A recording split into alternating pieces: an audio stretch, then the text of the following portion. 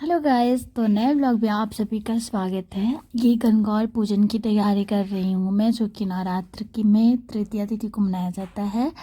तो मैं यहाँ पे गुना बना रही हूँ। हमारे यहाँ गणगौर पूजन में गुना बनाते हैं दो तरीके का, एक मीठा और एक नमकीन।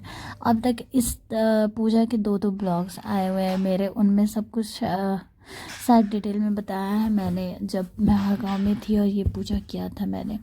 मेरे मायके की साइड में ये पूजा नहीं होती है, तो मुझे इस बारे में ज़्यादा कुछ नहीं पता था, बट मेरे ससुराल में होती है।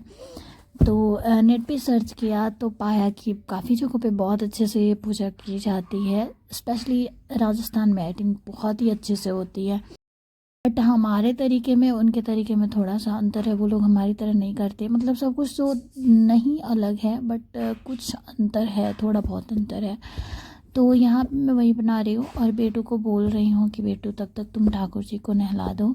आज बेटू की छुट्टी थी ईद की, स्कूल में ईद की छुट्टी थी, तो बेटू आज घर पे ही है और मैं यहाँ पे कर रही हूँ तैयारियाँ पूजा की।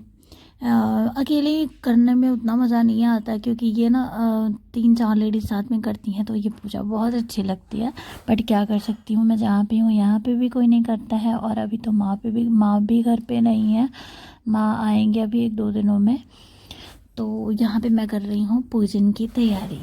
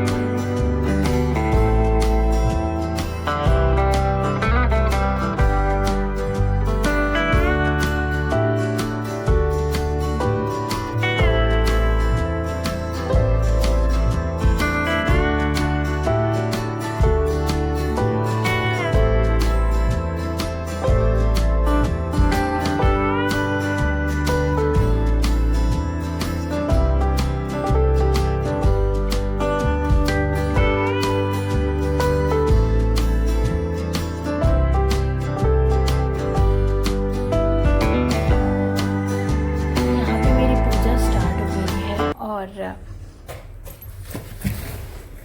मेरा साथ ही साथ नवरात्र का व्रत भी चल रहा है। तो नाश्ता तो वैसे भी नहीं करना है, मतलब खाना पीना तो नहीं करना है, बट फलाहार तो होता ही है ना। तो इस पूजा में पानी भी नहीं पीते हैं, तो सुबह से मैंने पानी भी नहीं पिया है और मेरी हालत ख़राब हो रही है कि निर्जल व्रत मेरे से नहीं होता है। ऐसे पानी वगैरह पीना हो तो फिर कोई बात नहीं रहती है। तो इसलिए मेरा चेहरा ना अब थोड़ा सूखा सा लग रहा था और गला भी सूख रहा था। मुझे लग रहा था अब कितनी जल्दी पूजा कर लूँ और उसके बाद पानी पी लूँ मैं। तो यहाँ पे मैं डेली दुर्गा सप्तशती का पाठ भी करती हूँ। तो पूजा करने के बाद से दुर्गा सप्तशती का पाठ कर लिया, और थोड़ा सा टाइम लग जाता है नवरात्र के टाइम पूजा वगैरह करने में। तो अभी तक आई थिंक 11 बज गए थे और मेरी पूजा तब जाके ख़त्म हुई थी। तो इस पूजा में सुहाग की जितनी भी चीज़ें होती हैं वो अपने से किसी बड़े को देख करके और उसके पैर छूते हैं। बट इस बार माँ है नहीं, मैं हूँ अकेली, तो सामने वाली आंटी के पैर छू लूँगी उनको देख करके। वो भी माँ की जैसी ही हैं और बहुत अच्छी हैं।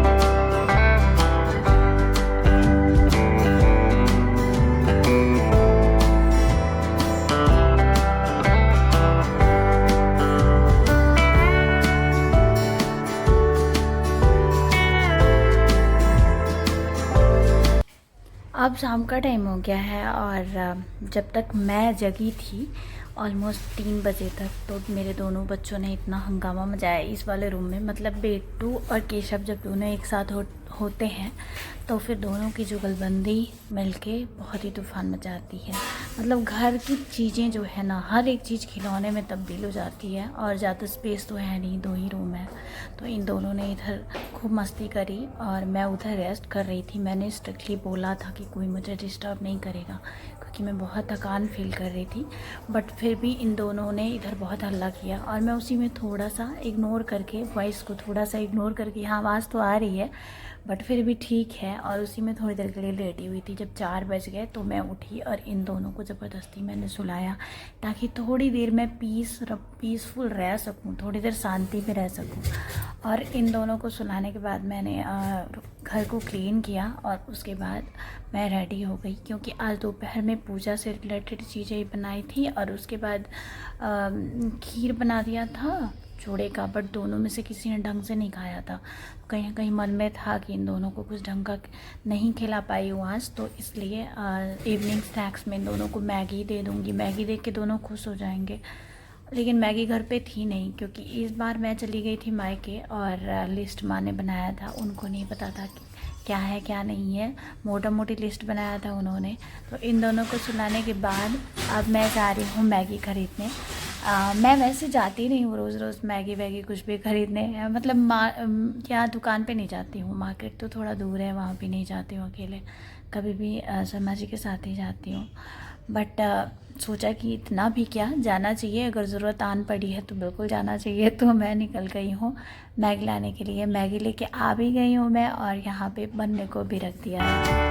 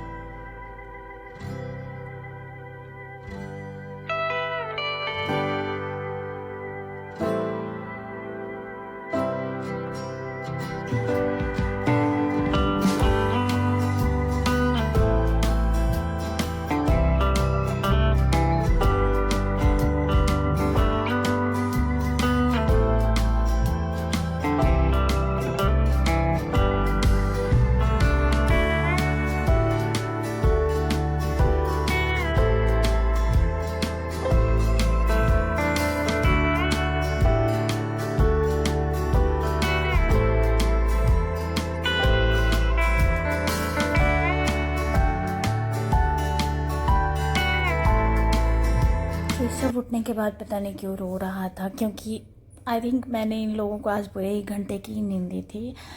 अदरवाइज़ ये 2 घंटे सोता है केशव दिन में, बट आज 1 घंटे ही सोया है और मैंने बीच से ही जगा दिया क्योंकि शाम का टाइम हो गया था और दोनों को बाहर खेलने जाना था।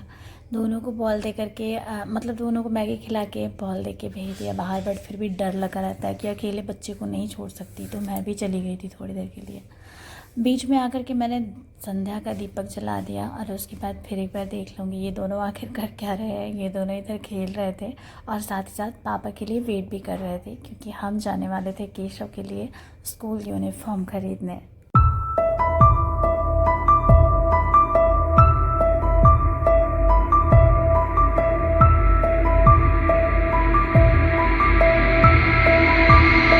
हमारी कॉलोनी के बाहर ही एक प्यारा सा पथ पार्क बना हुआ है, जिधर से होके हम मंदिर जाते थे ना, तो दिखता था पहले गंदा गंदा सा, वहीं पे ये बना हुआ है पथ पार्क, जो कि काफ़ी रात को खूबसूरत लगता है। तो मैंने थोड़ा सा रिकॉर्ड कर लिया।